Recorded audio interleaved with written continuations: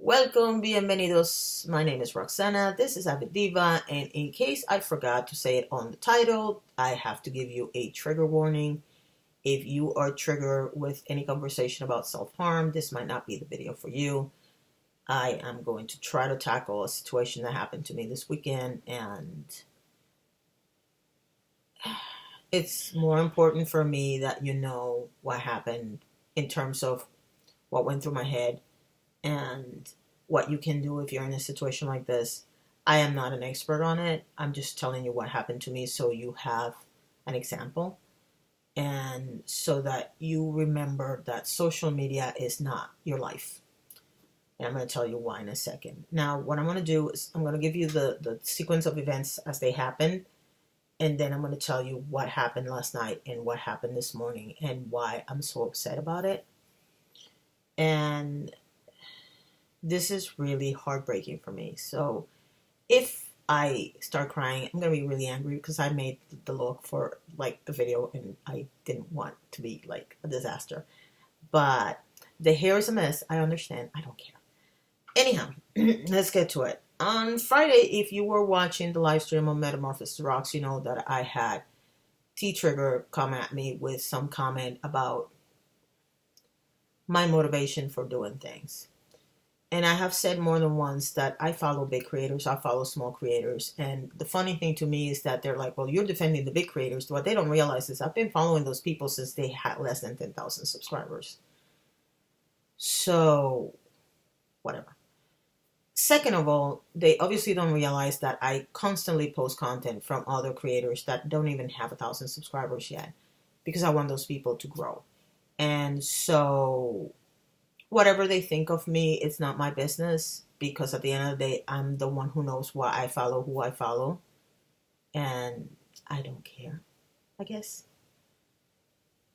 It did bother me because considering that this person had their wife's DMs released, and what I was going to talk about in the live stream was precisely about my stance on not releasing DMs and that sort of stuff. I just thought it was kind of funny that they were like, oh, but you do this, and I'm like, you don't even know what I'm going to talk about. So why are you clapping back at me? Then on Saturday, I woke up and I looked at the comments on the live stream, which I said on the live stream, don't leave me comments, because I delete the live stream 24 hours later. And some people were not able to see the live stream, and they, we all have the habit of just posting the comment when we think about something. And hopefully they saw the whole live stream and they know that I don't want comments. I'm seriously considering just killing the comments, turning the comment section off. Excuse me, because it's easier that way. And just telling them to put the comment on opening a section on the community page. If you have a comment about the live stream, just leave it here. I think that's an option. I don't know if I'm going to use it or not. I don't know. Anyway. A person had left me a comment where they were like, do you ever do all those videos that you're always talking about? And this person, it will coincidentally had been brought to my attention earlier on Friday, because apparently they go around talking about how many people go to my live streams, how many live streams I do, how many videos I do, and all this other stuff. So I'm sitting there like, well, looks to me like you know more about me than I do. I mean, I don't have time to tell people what I do. I do what I do, and if you're not paying attention, it's not my problem. And the third situation that happened, and this person, I'm sorry, a different person, went on Twitter and decided to attack both me and Carrie because we're friends with the big creators, because we want to be in with the in crowd, according to their logic. And that I was bad-mouthing the small creators, but I was talking about how they were cannibalizing on each other, a group of 4 or 5 people. There's a ton of small content creators that I follow on social media. I don't follow that group because I don't like their vibe. I just don't like their vibe. And so happens that while I'm arguing with this person, the small group that I was talking about were really going after each other, which I thought was kind of like vindication for me, because they just proved what I have been saying all along. But I had something else going on. excuse me, while this person and I were going at it on Twitter, because I said, this is not the year to mess with me. If you come at me, I'm going to come at you. I'm tired of being nice to people that are not nice to me. But while I was arguing with this person on Twitter, and I'm laying in bed playing with my phone, I have a friend, a real life friend, who was going through it. They were going through a very, and I'm using they because I don't want to say if it's a girl or guy. I don't want to identify this person in any way, shape, or form because they're not a public person and they shouldn't be on I don't want their thing going on social media. But the language that they were using was very defeatist, and because I was arguing with this person on Twitter, I was not recognizing the signs on the private conversation I was having until this person said something that felt to me like they were giving up. And at that point, I muted the person on Twitter, and I concentrated on the conversation I was having with my friend, and I stayed up with my friend until, I don't know, 2, 3 o'clock in the morning, maybe 4. And by 2:30, maybe 3, the conversation had turned, and I was fairly certain that I had avoided the worst. But at 4 o'clock, they stopped talking to me. I sent them a message, and I didn't get an answer back. And I didn't know if it was because they fell asleep or because they had done something. And even though part of me was like, no, they were calm, they had come to their senses, blah, blah, blah. Reality is that a little part of me was like, oh my God, they do something. So I had to wait until this morning when I got a message. Good morning, blah, blah, blah. Thank you for everything.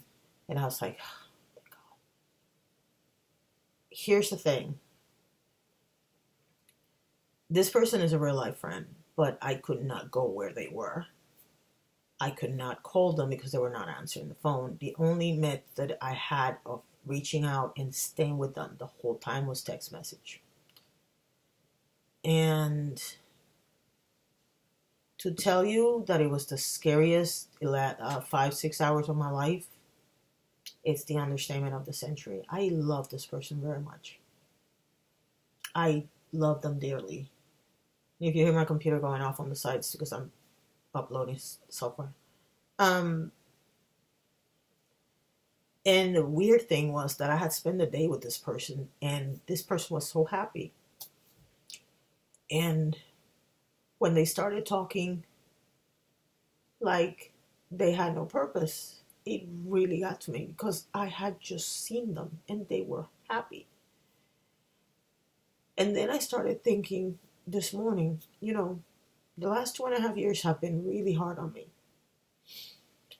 I have a cane, I have a walker, and I have a wheelchair in my house. And the one that was scaring me the most was the wheelchair, because if I end up on a wheelchair, then I'm definitely a burden to everybody. So I was thinking very defeatist.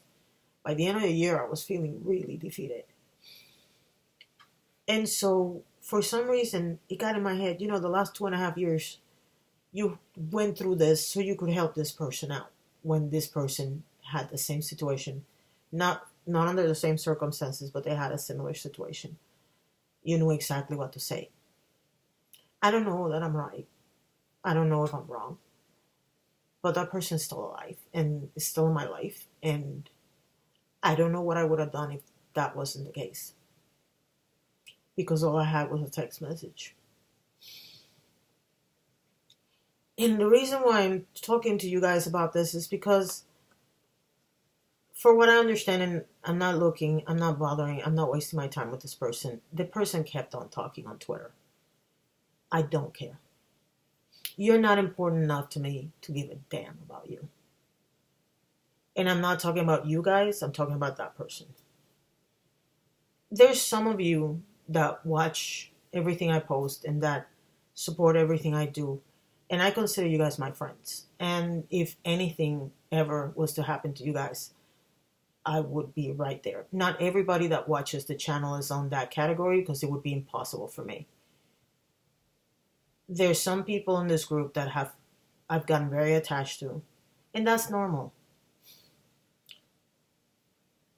But the one thing I will say about every single one of you is that there have been moments when I have thought to myself, maybe this the naysayers are right and I should just pack up and leave. And you guys have been the ones that have kept me here.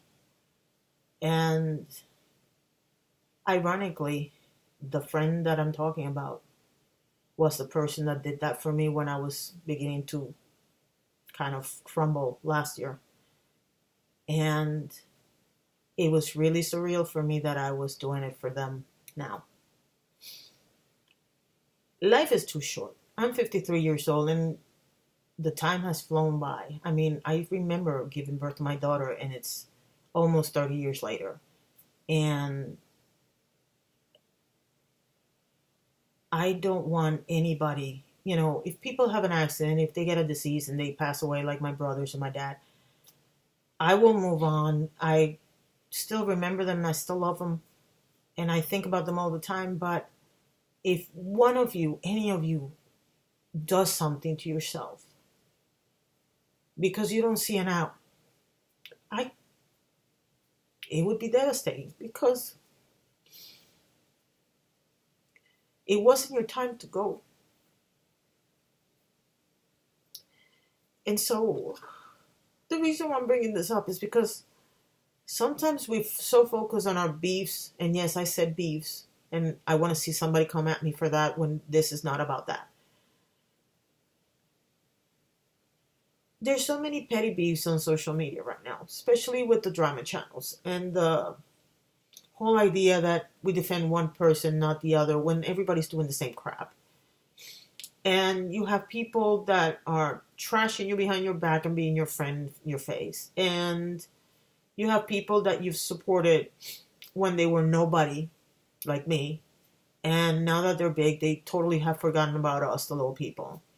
And there's so much dumb stuff going on in social media that we use for entertainment. At least I do.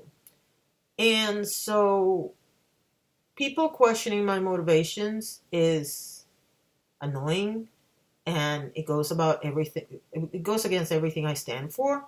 But the reality is that compared to losing a friend or having somebody sick, like you guys know my mom's sick, it's nothing. And I've had a month where January was the longest year of this decade, was the joke running around. January was ridiculously long and ridiculously sad on all fronts. You have Australia bushfires, you have the earthquakes in Puerto Rico, you have attempts at war, you have Kobe Bryant dying, and 8 other beautiful people who died with him. And then you have all these things going on, and then you also have all this nonsense. And it feels like a year just went by when it's only 1 month of the year. And I did not get done not even 1/3 of the stuff that I wanted to do because I was concentrating on other things that to me were more important. There were family, there were friends, there were people that I care about. And it all came to a head yesterday, the first day of the new month, when this situation happened to me. I don't know what the right answer is. If you're going through something big in your life and you don't see an out, the only thing I can tell you is that everything is temporary. I'm not telling you it's going to get better or it's going to get worse. Everything is temporary. Things change. There's an ebb and flow to everything in your life. And if you have good friends, hang on to them. And if you have somebody in your life, I don't care if they're good, bad, indifferent, just hug them. Just give them a hug. You never know when that hug is going to make you save them, in a sense, because they feel like they're unloved or they're unlovable or they feel like they're a burden or whatever. Just hug them tonight. I mean, I am hopeful that I'm going to see my friend tomorrow and I can give him a hug in person, because I thought I was going to lose him. And I realize I'm being selfish by saying this, but it would have been devastating. But not just to me. This person has family. This person has friends. And they all would have been, because none of them know, they all would have been completely shell-shocked by this. And I was not going to be able to say anything because I promised I wouldn't. And I know this person is getting help, so I'm not worried about that end of the situation. But it would have been devastating for a lot of people. And the thing about when you're on the dark, we'll make fun of the booty gurus talking about I'm in a dark place, blah, blah, blah. But the reality is when you are in a dark place, you don't see how many people love you or how many people care about you or how devastated they would be, especially if you're living with depression, which this person is not. When you're dealing with mental illness, you don't see out and you have no out and you're frustrated and you're sad and you're in your mind and you're not seeing anything else. And sometimes not even medicine can help you, or not even talking to other people can help you. And you definitely don't see that you're very worthy to some people. So all I'm asking you is, if you pray or if you do any kind of good vibes and stuff like that, please take a moment for all those people that are dealing with either mental illness or depression, or like my friend who got a situation that they can reverse and they're very upset about. And this person has never dealt with depression or anxiety or anything like that. And they didn't know how to handle this wave of emotions. And so I'm very glad they chose me to talk to, because I've dealt with all of them. But hold on to your friends. And yeah, there's some people on social media that you're going to get really close to, and you're going to feel like they're your friends. They're as important to you as your friends in real life, and some of them are. I have one in particular that I absolutely love her, and I don't think she knows how much I love her. But hold on to your friends, because you never know when something's going to happen, and you're not going to have them anymore. And I'm sorry this has turned into a Debbie Downer moment, but I just think you need to know there's help out there. There's people that care. Please keep these people in your prayers and your thoughts, because you never know when it's going to hit you. And when it does, it's going to be earth-shattering. Thank you so much for watching, and have a wonderful day.